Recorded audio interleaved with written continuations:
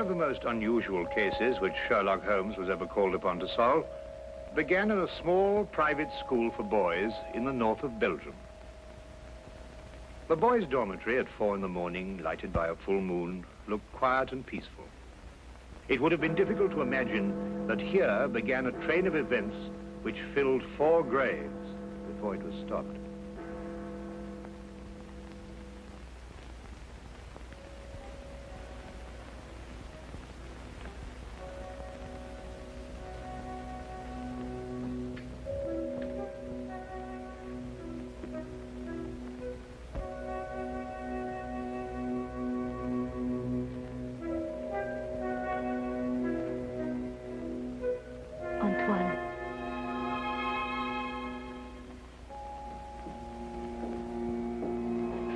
Antoine.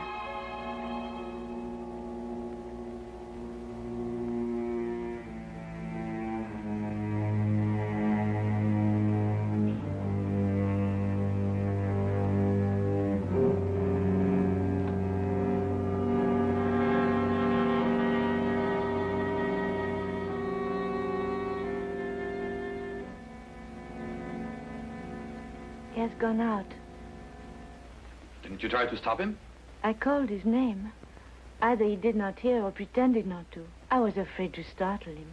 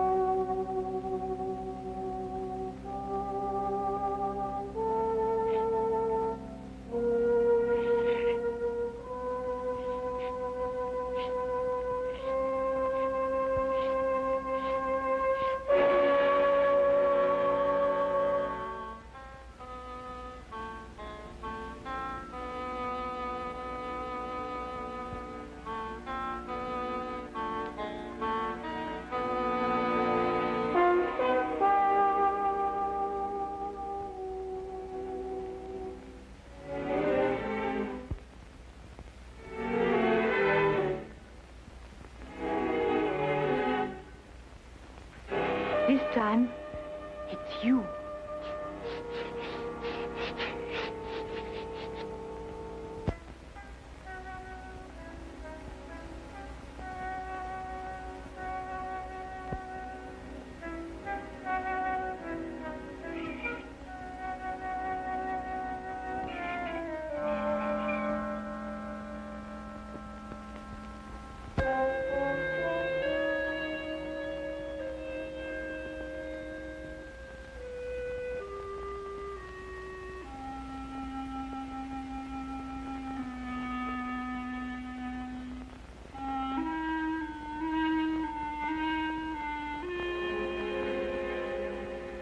Monsieur Caron, is there anything wrong? No. Nothing, Antoine. Go back to sleep. What are you going to do? The police? It'll be the end of my career. Should have to close the school. Send the boy away? Would that stop it? I suppose not. It's horrible. 3 deaths in 3 months. Each one foretold by the writing on the church steps. I still think the police... No. But your own life... I've never felt in better health. And if I'm careful to keep out of drafts and avoid falling downstairs. How can you joke at a time like this? There's a man in London He's solved cases even more hopeless than this. Sherlock Holmes? You thought of him? Let me write to him. And ask him to do what? To come here, investigate. Find out who is responsible for those deaths and how a schoolboy can tell in advance who is next to die. And have the school invaded? Our teachers questioned? Our boys terrorized? I'll do my own investigating, Mademoiselle Grande. In my own way.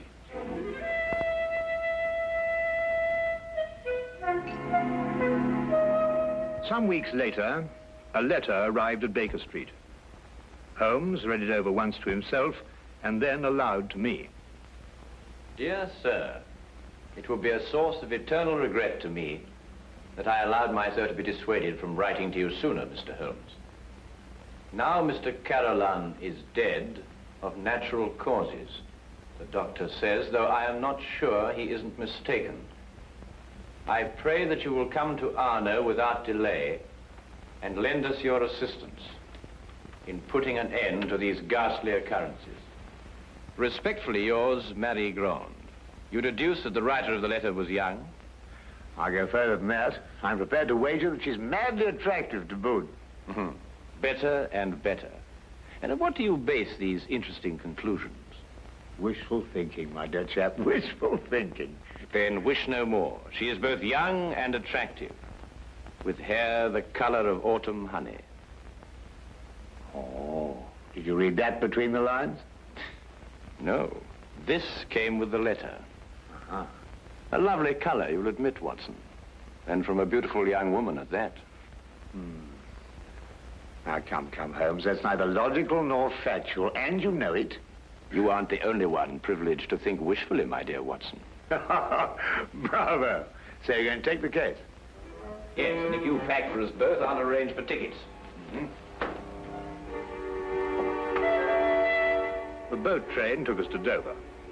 By mid-morning the following day, Holmes and I were sitting in the headmaster's study at the Arno School in the presence of Mademoiselle Marion-Crawford, who was indeed extremely attractive, with hair the exact shade of autumn honey. Then you're quite sure you've told me everything, Mademoiselle Crawford? That is only the matter of the old woman, but I don't think it's important. Well, let me be the judge of that, mademoiselle. Her name is Madame Soulet. She's a harmless, feeble-minded woman who sells charms and love philters for the ignorant. Some have called her a witch. I see. And what is her part in this affair? She admits she went to see those whose names were written on the church steps and offered to sell them some charms against the evil omen. That's most interesting.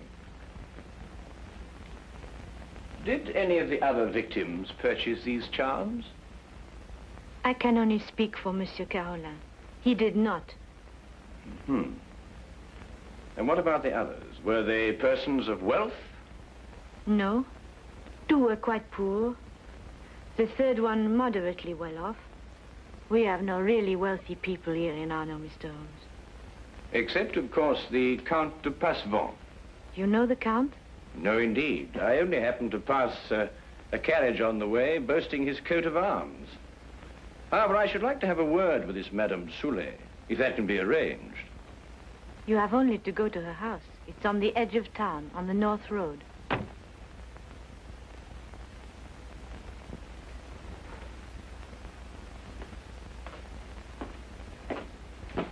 Monsieur Manelli, this is Monsieur Holmes and his friend Dr. Watson. Monsieur Manelli, our new headmaster. How do you do? How do you do? Now that you're here, Mr. Holmes, we have hopes at last of getting to the bottom of this terrible affair. Thank you, sir. I can only hope to do my best. Mademoiselle Grande has given you all the facts? All the facts at her command. Perhaps you can supply some additional ones. I am sorry, no. Mademoiselle Grande was the favorite member of the faculty here. She had Monsieur Carolan's confidence, not I. I see. And now that I've had the honor of meeting you gentlemen, I hope you will forgive me if I go to meet my class. But certainly. By the way, mademoiselle, Dr. Dimanche is waiting in the vestibule. Did you send for him? Yes, I did. I'll go and fetch him. I'll be back directly.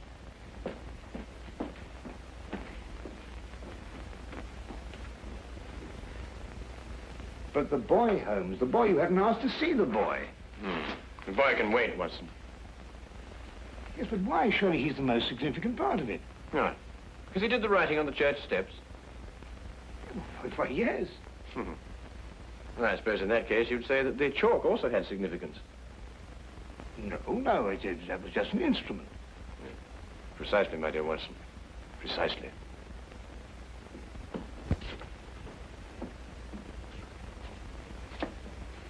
Mr. Holmes, this is Dr. Dimanche. Mr. Holmes and Dr. Watson. Delighted. How do you do, Doctor? Always happy to meet a colleague. Thank you, so am I. I hope I haven't kept you waiting. I came as soon as I got Mademoiselle's message. Won't you sit down? Thank you. Mademoiselle Grant tells me that you're the physician who attended Monsieur Carolan shortly before he died. Yes. My last examination of him gave me no hint of what was coming. I see. And yet you're positive he died of natural causes. There's no doubt about it. I believe 3 other persons died recently in Arno, shortly after their names appeared on the church steps. Did you attend them also? Arno is a small town. I'm fortunate or unfortunate enough to be the only doctor here. Previous to your present fortune, or misfortune, you practiced in Paris, I understand. I see Mademoiselle Grant has briefed you well. I told nothing of your past, Doctor. Then how do you know? Well, you dress with the flair of a Parisian. And if you've been living here any length of time, I should imagine you would have acquired a more homespun costume. I might have ordered these from Paris. On the income of a country physician. What do you think, Dr. Watson? Hardly likely, Holmes. Capital, Mr. Holmes. Your powers of deduction have not been overrated. But you didn't ask me here to discuss my clothes or my income. How can I help you? Dr. Dimanche, of what exactly did Monsieur Carolan die? Heart failure. Were you carried out a post-mortem? There's no need. The signs were obvious. I see. And you saw nothing suspicious, either in the case of Monsieur Carolan or of the other victims? Not one thing, Mr. Holmes. That's interesting. Perhaps you'd care to put forward a theory of your own as to the connection between the prophecies and the deaths. I have no theory. The explanation lies either in the most extraordinary combination of coincidences or in some sort of provision on the part of the boy, Antoine. Do you believe in prevision or telepathy? Years ago, my professor at Salpêtrière did suggest there might be something in it. For myself, I don't know. I neither affirm nor deny. Then I believe you can tell me nothing more for the present, Dr. Dimanche. Don't hesitate to call on me again. Though I must go back to my surgery, I may have a patient waiting. You never can tell. I'll be here early tomorrow afternoon for the monthly examination, mademoiselle.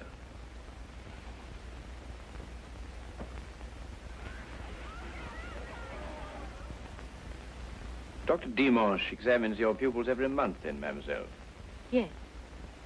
The health of our pupils is of the greatest concern to us. And so it should be, Mademoiselle Grant. And so it should be. You know, it's an extraordinary thing, the odd and assorted illnesses that crop up in a boys' school. Vous devriez être en classe à cette heure au lieu de courir dans les couloirs. Allez maintenant. That is he. So that's the boy who on 4 separate occasions was able to foretell the death of a citizen of Arno. Well, there must be some logical explanation for it. There is, Watson, there is. Holmes, do you know how it was done? Yes, that part was simple. Our main difficulty will come when we try to prevent the 5th murder.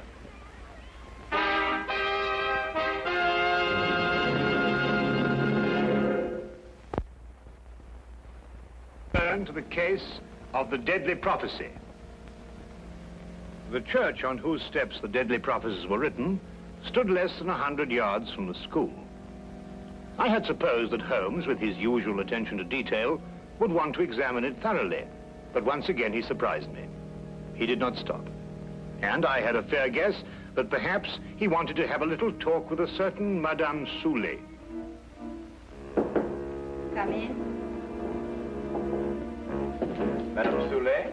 Come in, come in. I was expecting you. I thought you would be. Sit down. Thank you. Do you know why I've come to see you? For health, naturally. Score one to her, Holmes. Let's call it information. Trifling bits of information such as how came the boy by his deadly prophecies? Whose hand was it made them come true? Suppose we start with a bit even more trifling. You offered charms to the victims. But how did you know who they were before they were struck down? There were no announcements made. If the Englishman will cross my palm with English gold, You'll tell me? I will give the Englishman a filter, warranted to make him see so clearly and think so lucidly that all mysteries will be revealed to him. Each is as potent as the belief of the one who buys and uses it. If those four had bought instead of turning me away, who knows? But they did turn you away. And now all are dead. May I sell you a filter, sir? It will guard you against harm. Come, Watson.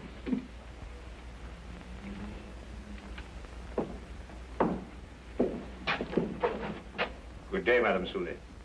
You are a wise man. You say little and listen well. Good day to you, sir.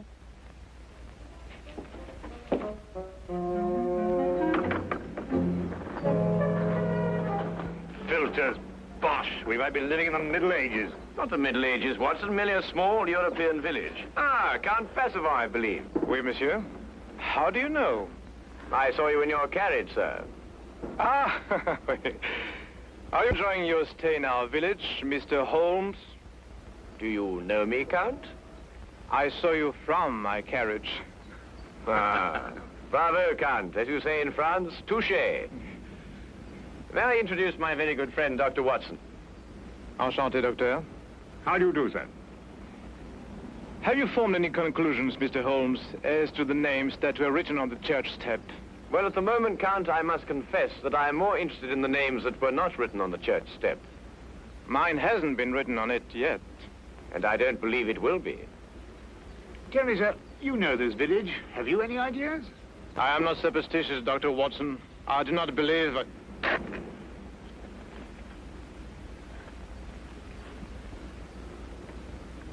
You're not superstitious, Count?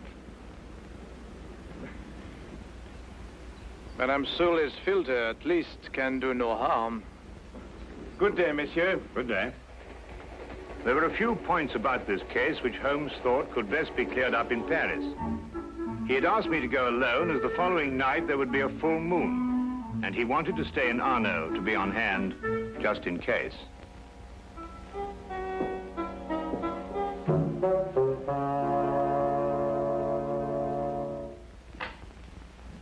What is it? What's happened?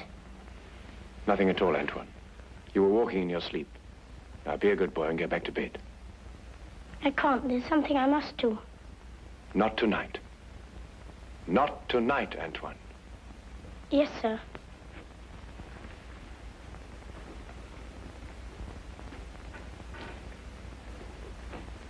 What does it mean? It means that nothing further will happen tonight. Sleep well, Mademoiselle Grand.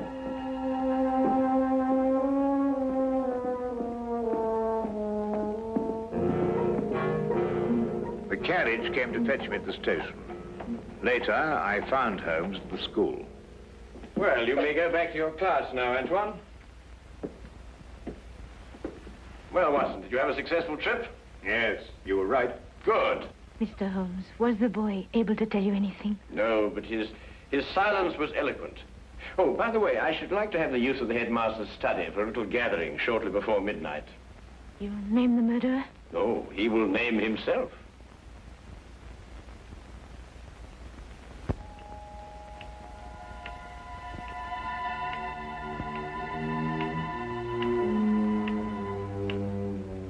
It's almost midnight, Mr. Holmes. Must we wait much longer? Ah, good evening, Count. I think you all know Count Passavant. Count, you met Dr. Watson in front of Madame Soulet's cottage. Would you be so good as to take that chair, Count? I expect you're all wondering why you've been invited here at such a late hour this evening.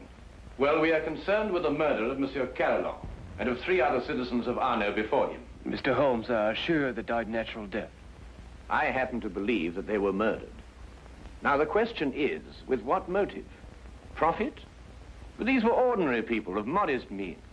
The murderer could scarcely hope to enrich himself at the cost of their lives. Now, a thought occurred to me, and I decided to go and see Count Passavant and ask him if his life had been threatened too. It has been. And this is the feature of the case that most intrigues me. Blackmail has often been the prelude to murder, but here, for the first time, murder became the prelude to blackmail. What was demanded of you, Count? 100,000 francs. And if you didn't pay? My name was next to appear on the church steps. So you see, extortion was the motive from the first. And to that end, an atmosphere of terror was built up by means of 4 successive murders. It would take a man of superhuman courage to resist. But, Mr. Holmes, the names were written by one of our pupils. What possible connection could an 8-year-old boy have with such a scheme? Yes, Antoine. Just an unwitting tool. Of whom? The blackmailer must be someone who could have poisoned 4 people. Don't distress yourself, Madame Soulet. The killer meant suspicion to fall on you. But a person of your simple habits wouldn't play so dangerous a game. No. There is a suspect close at hand, who not only had an expert knowledge of poisons, but to whom the boy has been far more accessible.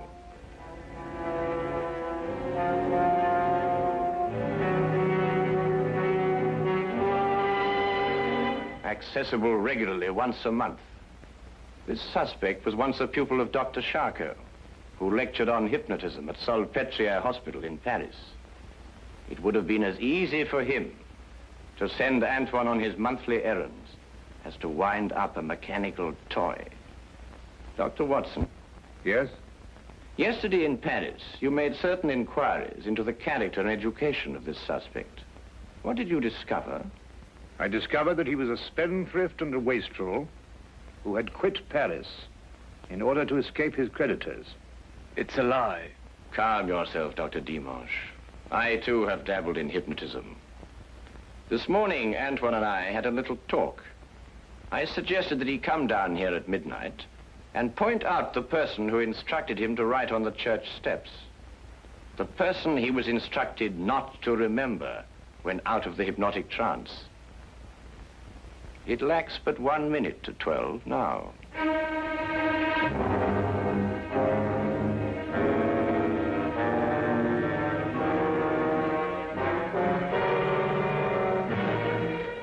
Stay where you are, all of you. Don't be a fool, Doctor. When I visited your office this afternoon to look over your stock of drugs, I took the very ordinary precaution of emptying the cartridges from your gun.